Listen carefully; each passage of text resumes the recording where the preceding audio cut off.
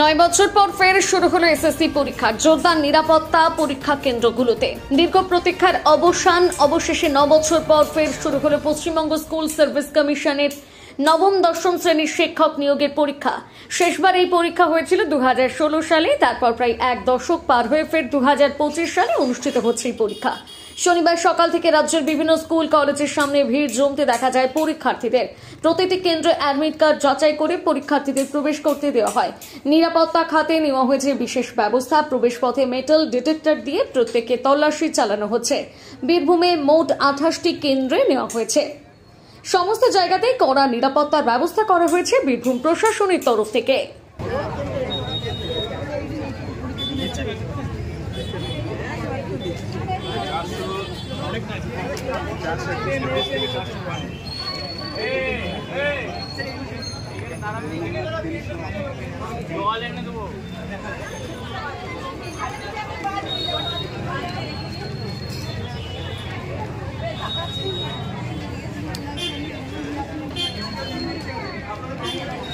মানে পরীক্ষা যাতে আমাদের সকলেরই ভালো হয় সেটা আমি সবার যাতে সাফল্য, যারা চায় আশা করে যারা পরিশ্রম করছে তারা যেন সকলেই চাকরি পায় সেটাই আমি চাইবো। এখনও আপাতত আমি কোনো অসুবিধাতে পড়িনি। আশাবাদী কি আছে, 2019-এ বিএড করেছি, এখনও পর্যন্ত 2025 হয়ে গেল, এই প্রথমবার দেব। কি আশা করব, এত তাড়াতাড়ি মাঝে আর কি করে হবে? না, আপাতত কোনো অসুবিধা নেই, কাছাকাছিই পড়েছে। পরিস্থিতি তার কোনো আশাই নেই, পরীক্ষা দিতে হয়, দিচ্ছি, এইটুকুই বলতে পারি। পুরনো ফ্রেশার, কোনো আশা নেই, সত্যি কথা বলতে কোনো আশা নেই। পরীক্ষা দেওয়া যাক, তারপরে দেখা যাবে। কাউকেই ভরসা করি না, ভরসা চলে গেছে।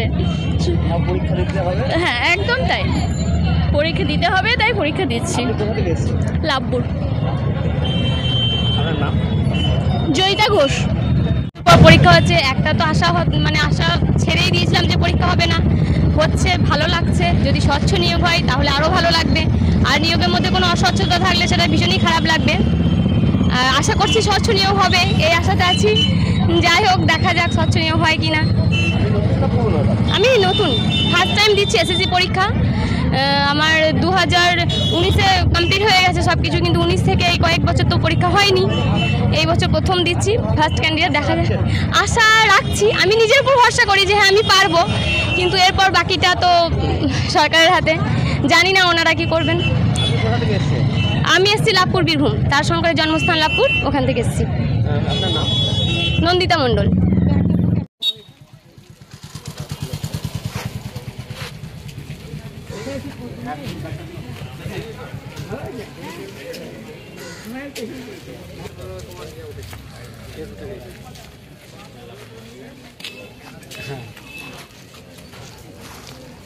কাকু, এই যে বাইকটা দিকে নিয়ে আসুন।